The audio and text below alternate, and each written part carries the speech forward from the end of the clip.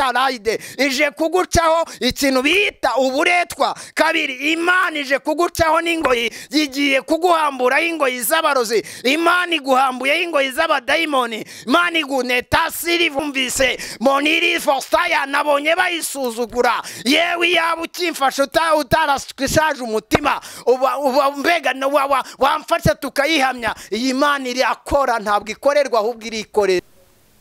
Bakunzi ba Karosi TV, ndongera ndabasuje mu izina rya Yesu Kristo. Amahoro y'Imana abane namwe. Imana ishimwe kubw'urukundo rwayo n'impuhwe zayo, kuba turiho n'imbabazi z'Imana n'ubuntu bwayo.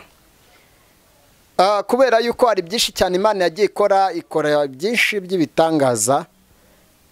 Buriya iyo utaragerwaho n'igitangaza ntabwo uzi ko ibikora, ariko turahamya kuko twabonye Imana ikora amakwe abantu batagira n'igiceri cy'icumi. Twabonye Imana igenda itegeka, twarayibonye. Rero n'uyu Imana niyo nje kubabwira Imana ikura ku cyavu ikicaranya n'abakomeye.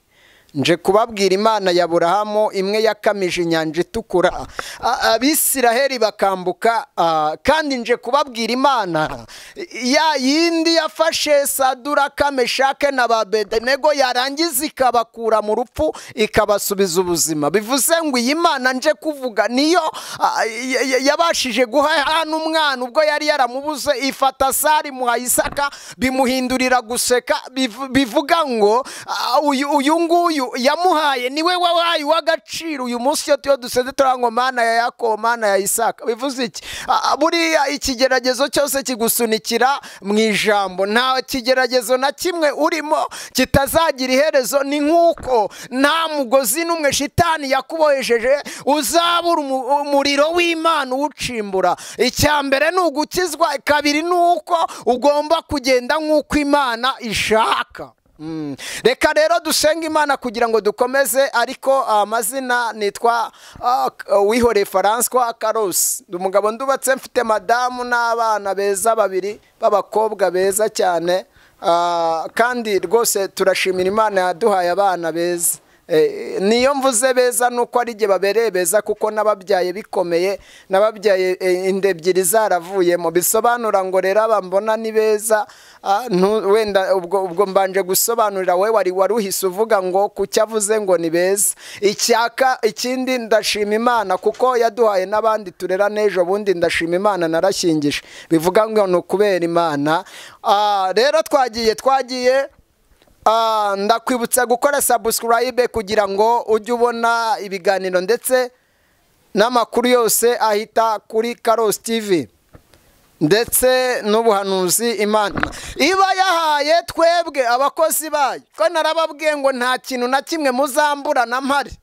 Nzajya nyivuga neza, narayibonye. Nzavuga Imana narayumvise, narayibonye ikora ibitangaza, narayibonye ikura ku cyavu, narayibonye. Nabonye Imana isubiza mu buzima igakura mu rupfu. Bivuze ngo rero iyi mvuga ndayizi, ntabwo nge mvuga iyo numvanye abandi, ahubwo nge mvuga Imana niboneye. Niyo mpamvu nzayivuga imyato, nzayivugira abatayizi bayimenye, n'abayitaye bongere bayikunde. Mvugira ngo amina. Ahigeze ikora mbaye nyishimiye. Imana ihimbazwe. Noneho tugendane dusenge kugira ngo twumve ijambo ry'Imana. Mana urakoze, urashoboye, ufite imbaraga. Niwabera biringira ukabaha ijambo, niwaba abakiranutsi bajya basenga ukabagirira ne. Ranguta sikita boneva zaibone riri sasonide pravadi angia ni monide sire vazaibro. Uwari we wese sengeye n'uwaruhijwe n'ibigerageza akaba bivuyemo, akaba avuye mu byizerwa. Ni ijambo ritaba n'abatarakumenye, abakumenye ubajya ubagira neza ukabaha ijambo. Himbazwa gitare cyacu ko abakwiringiye badakozwe isoni, kandi cyatuma bakozwe isoni ujya ugikuraho, ahubwo ukongera undi yangaziriya boniya ukitasomye ukabongerera amavuta. Aleluya. Amavuta mvuga n'ay'ubuhanuzi, amavuta mvuga n'ay'ijambo, amavuta ngo taraziribo mvuga n'ayo kugendana nawe, amavuta mvuga namwe akura mu rupfu hamwe yakuye Sawuli hahandi yari yajyaga kwica ubwoko bw'Imana, agahita ukizwa akakira Yesu akakwakira. Ndakwemera Mana, embanita rasire bonefasta nishando aligre. Haleluya. Iniwiza iboniya nanjye mamavuta manura ibyo untegetse ntaba arije ijambo ryawe riba ari ryo, kandi akanwa kanjye kagiye kuvuga ukeza ugatunganya ababyumva bakira, abarwaye barokoke, abari bapfuye bave mu rupfu, abarwaye kanseri bakire, abarwaye imivuduko y'amaraso bakire, abarwaye mu mara bakire, abandi baboshywe n'abadayimoni bakire, mu izina rya Yesu Kristo, amen. Haleluya. Mwana ishimwe. Karosi naje nzanye iki? Nzanye ijambo ry'Imana yampaye, ntabwo nje uko yavuze, kuko abakorana nayo nibo igirira neza. Kandi hari umuririmbyi aririmbye aravuga ngo bipfa kuba byaravuzwe nayo. Iyo Imana ariyo yavuze biremera, iyo ariyo yategetse biremera. Kandi nkubwize ukuri ko nta jambo na rimwe ni rasta ivuga ngo rihere. Aho guhera yararahiye iravuga ngo ntabwo nzabeshya Dawidi, ntabwo nzabeshya Yakobo, ntabwo Imana ibeshya. Imana iravuga kandi yivuze irasohoza. Icyitonderwa, banje kugukuramo ijambo uhora uvuga ngo Imana y'abarokore irabeshya. Ntabwo ibeshya, ahubwo ubwo wabeshywe n'abahanuzi nibo bajya bishyira hejuru bagazamuka bakayivugira itavuze. Iyo bayivugiye itavuze ibyo bivuga ko itandora izi ya brena. Cyakora hari ibyo ngagize ikaza ikagusubiza, ariko nkubwire ngo Imana iyo yavuze irakora. Reka rero tugendane. Niba ufite umutima ushaje uyu munsi urabona umutima mushya. Iravuze ngo nzabashyiramo imitima mishya. Imana igushyiremo umutima mushya mu izina rya Yesu Kristo. Twagiye mu izina rya Yesu. Dusome ijambo ry'Imana Nahumu. Ijambo ry'Imana riri muri Nahumu mu gice cyaho cya mbere. Mu gice cya mbere cya Nahumu dusome, kuko buriya namenye benshi bagiye babana n'Imana ariko bituma batayivuga ukwiri. Rero nje kuyivuga ukwiri, cyakora jye sinje kuvuguruza ibyo bavuze, ahubwo nje kuvuga uko yikora, kuko jyewe ibyo yakoze narabibonye, nagiye mbona byinshi yagiye ikora, bituma nyiha agaciro. Rero nyivuga uko nyizi. Niyo mpamvu rero buriya numbona nyivuga ntugashidikanye. Jye yari yampaye iminsi 150 yo kubaho, ndangije nyikorera neza irayongera. Ubu ndiho ndengejeho 15. Bivuze iki? Aho biri nari gupfa 2-5, ariko Imana ishimwe ko yongereye iminsi. Imana we ngo haye icyubahiro ndi imbere ya kamera. Yari yampaye iminsi 150. Burya nukenera ubuhamya uzabugiyemo ndabufite, narabutanze ku macano menshi atandukanye. Ntabwo rero jyewe njya nyibeshyera, narayibonye. Nabonye Imana ikura ku cyavu igasubiza mu buzima. Jye nyivuga nk'uyizi, rero ntabwo nyivuga nk'uko nayumvanye runaka. Ndayivuga nk'uwayibonye, kandi narahiye kuyikorera kugera ku gupfa. Njya nyibwira ngo aho kugira ngo nzayigomere nyiveho nzafe kare, kuko burya narayibonye. Nayisenze mu nzara, nyisenga mu bibazo, nyisenga mu ntambara, ndemera ndayivugira, nanga kuyibeshyera irabizi. Niyo mpamvu jye sinjya mbeshya, mvuga ibyo nzi, ibyo ntemeye n'ibyo nkora, kandi iyo ntabishoboye ntabyo nemera. Bivuga ngo namenye ijambo rivuga ngo kubeshya ni bibi. Iyo ubeshye burya, iyo ubeshya Imana urapfa, nta kindi. Hari igihe tuyibeshya rero ko tuyizi nayo ikatwihorera. Hari ijambo nigeze kuvuga ngo burya nayo igitureba ikatureka ikadushukashuka. Yigeze gushukashuka umugabo umwe, ngo Sawuli, umugabo umwe aragenda wita Ahabu, aragenda agwira Monti Galeyadi, ikoresheje abahanuzi 401. Barahanura babwira umwami ngo tabarira Monti Galeyadi urava y'amahoro. Ariko iyi Mana kuko nayo yari yabonye yamaze yishe Uriya, ngo ndetse agomera Imana, iravuga iti reka da ugomba kuhagwa. ngo aho imbwa zarigatiye amaraso yawe ya Naboti niho nawe yawe zizayarigatira.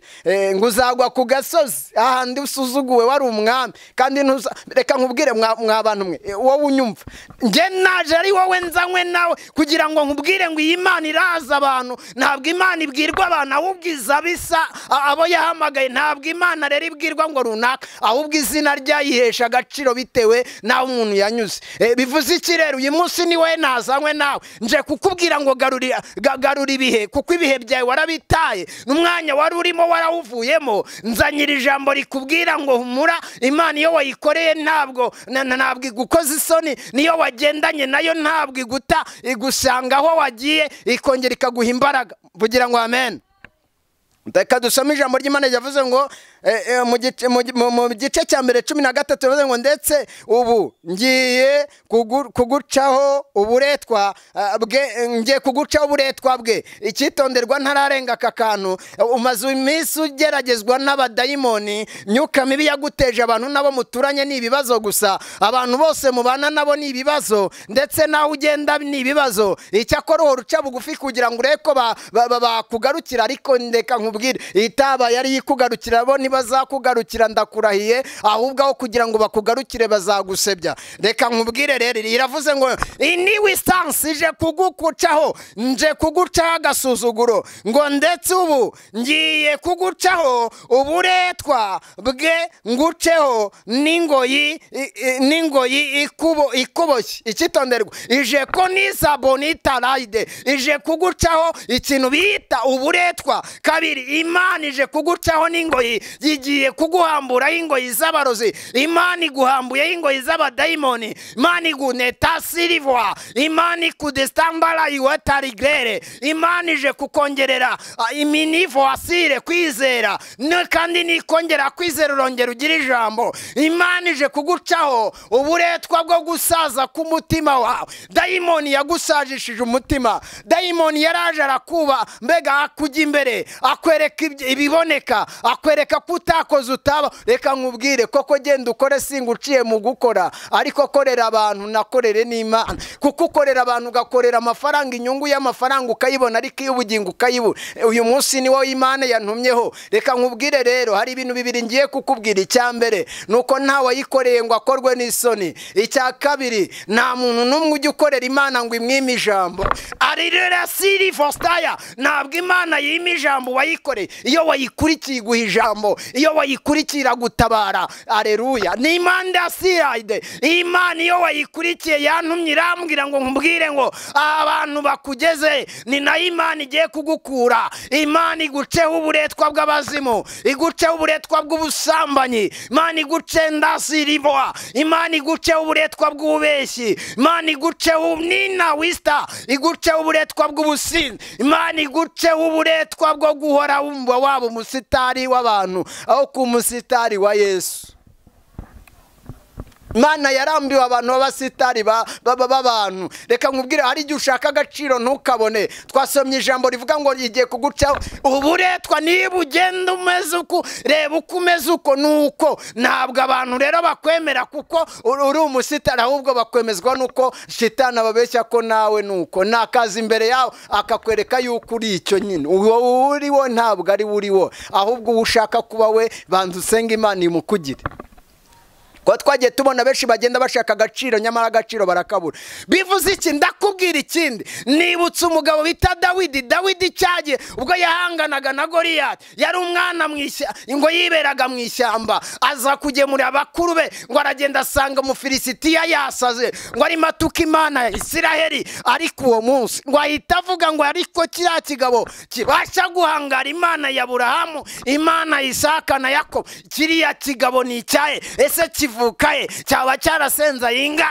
Uwo munsi Renaside Losaibonia arahaguruka aravuga ngo no, ntabwo Imana ya Aburahamu na Isaka na Yakobo, iriya Mana ntabwo isuzuguru. Uwo munsi aravuga ngo mumbwire rugabo umuryango rwabo rukomoka. Ngo aragenda avuga ati yemwe abasirikare mubaye, ngo bari babikubise mu ishyamba, nako mu myinjiro mu buvumo butandukanye bari bihishe Goliya. Ariko uwo munsi ntiyarebye uko angana indashyo n'ingano, ahita avuga ngo kiriya kigabo ngomba kugica umutwe. Ngo baramubwira batariko bakuru be ba Eliyabu ndetse na Baminadabu na Bashamu, baramubwira atariko agahungwe ku cy'ubwiyemezi bwe buhoraho. Reka nkubwire, twiyemerana icyo twabonye Imana ikora ibitangaza. Jye nyivuga nk'uwayibonye, ntahamaga umurozi kuroga. Yewe nawe niba unyumva uri umurozi uzagerageze. Nitwa Karosi, nitwihoreye François Karosi niryo yanyise. Uzayakoresha mu mazina ntacyo bitwaye. Jye narayibonye iyi Imana ikiza abarozi, ikubita abarozi hasi igakiza abantu barogwa. Imana iguha umugisha kuko ubyumvise.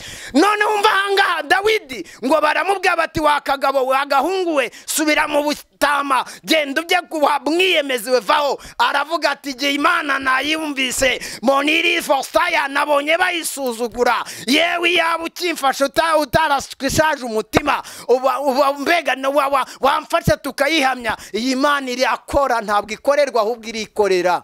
No mpamvu rero nujya uvuga ngo ngiye gusenga Imana, reka nkubwire inshuti yanjye Dawidi uwo munsi ahita avuga ngo ndayihesha agaciro, nayibonye ikora ibitangaza, twavutse tumeze uku tumeze, banyohereje mu ishyamba nkarwana n'amadubu, nkayambura intama nkayanjye yari yifashe, nkayikura nkayishwanyuza munwa. Arangije avuga ngo none rura rugabo rutakebwe rutaranasenga yitatu nirwo rwabasha kumpangarira Imana. Uwo munsi ahita atangira ngo bamujyana ibwami. Ati niba kari kwiyemera n'ubundi kiza nuko kapfa. None ngo aragenda ngo bamujyana ibwami. Arangije ageze kwa Sawuli ahita avuga ngo gihe cyo kinzanye nta kindi kinzanye, nje gukura Abisiraheli mu myinjiro y'imyobo, ndagira ngo nice Goliyati nishyigikirwa nayo ndagira ijambo. Ndagira ngo nkubwire ngo washaje umutima, kuko iyo wiringiraga wayikuyeho, wayimefiye, wayivanyeho, wararangije, usigaye wumva icyagufasha ari amafaranga n'ubutunzi no guhora mbega wakwiberaho mu bantu. Reka nkubwire kubana n'abakire si cyo cya mbere, ahubwo kubana n'ijuru nicyo cya mbere, kuko ijuru ritanga ubukire ariko abakire bambura bakugira umuretwa. Cyitonderwa nuko Imana idasa nabo, ntinakora nkabo, ntizigera igenda nkabo. Icyakora uzabakorere kuko ni na byiza kubakorera, ariko wibahonakeramo ngo nurangiza wibagirwa Imana ya Isiraheli. Mvugira ngo amen. Birangije ubwo uwo munsi Dawidi aravuga ati igihe Imana ndayizi, nayibonye inkura mu ishyamba, nayibonye igihe yansangagayo nari nagowe byakomeye, ntama zanjye abazimu baziteye, mbega amadubu yaje ari menshi. Iyi Imana nanjye izandwanira narayibonye. Ahita abwira Sawuli ati genda ashaka kukica. Atese ariko ubundi umva icyitonderwa iyo ufite umutima mushya. Uwo munsi ngo ahita ambwira Dawidi, ngo Dawidi ahita abwira Sawuli ati ariko harya burya umuntu uzamwica wica kiriya kigabo azahembwa iki? Uwo ngo ahita amubwira ati gewe nkubwize ukuri yuko umuntu urica rwa rugabo nta kindi kizaba, ahubwo azahembwa umukobwa wanjye, narangiza azakomeza azanakora byinshi, ngo mbega ku gihugu cyanjye uko nzabigeza. Nkubwire ngo Imana ntisa nabo, ninavuga nkabo, icyo yavuze nuko izagikora. Abiringira Uwiteka bameze nk'umusozi Siyoni utajya ubashika kunyeganyezwa, ahubwo uhora uhamya iteka ryose. Imana ishimwe. Noneho birangije Dawidi ngo ahita azamuka aragenda ahita ajya kwa Sawuli. Sawuli ahita amubwira ati ngaho genda ngo amwambike imyambaro y'ubwami. Nkubwire ngo Dawidi yabaye umwami atarajya mu ishyamba, atarasubira mu ishyamba. Ngo akimara kwambara imyambaro y'urugamba ngo aramubwira ati ngo yikojeje hirya yumva ntibyavamo. Aravuga ati yewe iyi myambaro ntiherukamwo amasengesho, iyi myambaro ntiherukamo ijambo, iyi myambaro ntiherukamo igivumbikisho, iyi myambaro ntiherukamo ubuhanuzi. Ngo aramubwira ngo no ntabwo byavamo. Ndazamuka nkumva ntibikizamura. Ngo ahita abanza ajya gusenga, ahamagara ijuru, ajya ku kagezi ngo atora amabuye 5. Irya mbere baryitaga kwizera, irya kabiri ni iby'Imana yakoze, irya gatatu ni iry'ibyiringiro, irya kane ni ijambo rivuga ngo Imana nintabara nzayishima. Reka nkubwize ukuri ntararenga. Imana iyo wayihamirije mu banyamahanga nayo iraguha ukazagira ijambo. Igigusanga baguteye, igigusanga byakomeye, ikongera ikabihindura ibyoroshye. Noneho nihute ndangize. Imana uwo munsi ngo Dawidi barajyana, ageze ku rugamba cya Goliyati, ngo rwari urugabo runini, ngo rwapimaga amametero rurangije ngo ruramureba, baravuga ngo ariko Abisiraheli barasuzugura. Ngo njyewe koko aka kantu niko ngo ndaramubwira ngo ngiye nkubwize ukuri, ntabwo ngewe ndutsindwa, nabanje kunyura ku kagezi. Impamvu uri gutsindwa n'ubwo burwayi bwa kanseri, impamvu uri gutsindwa n'ibyo bigeragezo, impamvu uri gutsindwa n'abo barozi, nuko utagisenga ngo wegere Imana. Urasenga ariko umutima wawe warashaje, umutima wawe nta byiringiro ugifite. Yewe muko Imana yakuntumyeho uririrwa ushakisha umugabo ku ngufu, kandi yewe nawuza mbega banza usenge wisaza umutima. Uri urumva n'uwakwaka avanse wayimu. Reka nkubwize ukuri, ntabwo Imana isa nabo ntinavuga nkabo, ikunda gukiranuka kurenza kwishyira hejuru. Noneho birangije Dawidi ngo atera Goliyati aramurimbura, amukubitisha inkota ye niyo yamucishije igihanga. Nyamara Dawidi ngo yarazunguje, Arnide Nostai arazunguza ngo ararikocore kuri buye, ngo arirekeye riragenda rikubita umutwe wa cya Goliyati uhita ryinjira. Nkubwiza ukuri ko Goliyati yari yambaye imyambaro ikomeye, kandi iryo buye ryaragenga, iryo buye niryo bitaga kwizera nari nayibikiye. Nkubwire ngo kwizera niko kuzagukura mu barozi, niko kuzatuma imyuka mibi seba, niko kuzatuma abapfumu babandi bajya kugutangamo batazongera kugushobora, ntabwo bazongera kugushika ngo ni divorce time ngo rirasirivoa ngo bagushobora. Imana itera umuntu kugenda nkayo, kandi ugendana nayo ntabwo yiheba. Uwo munsi Abisiraheli ibendera rirazamuka, iry'Abafilisitiya rirarimbuka. Nkubwiza ukuri ko Imana igenda ikuzamurira kugira ngo uzayikorera. Ijambo twasomye ryavuze ngo iki? Ryavuze ngo Imana igiye kugukuraho agahato, icimbagura imigozi yose dayimoni yari yakubohesheje. Imana iguha umugisha ko wumvise iri jambo, kandi nde no sala fostaya. Nkubwire ngo iyi yantumye yambwiye, yewe mada, wihita urugo rwawe kuko kuruta si bwo buzima, ahubwo nukibona rino jambo uhite wizera kwishobora byose igiye guca ingoyi zari zaraboshye urugo rwawe. Imana iguha umugisha rero kubyumvise, kandi ugiye gusa nuko ishaka. Imana ikunda uko abantu mbega bayisenga bayishaka, kandi uyishyigikiye arakomeza akayisenga. Reka ngusabe kimwe, nuko Imana ishobora byose, kandi iri jambo ivuga ntabwo ijya irisubiza inyuma, ahubwo ihorana nabo. Mvugira ngo amena. Reka dusenge Imana. Mana urashoboye, urakomeye.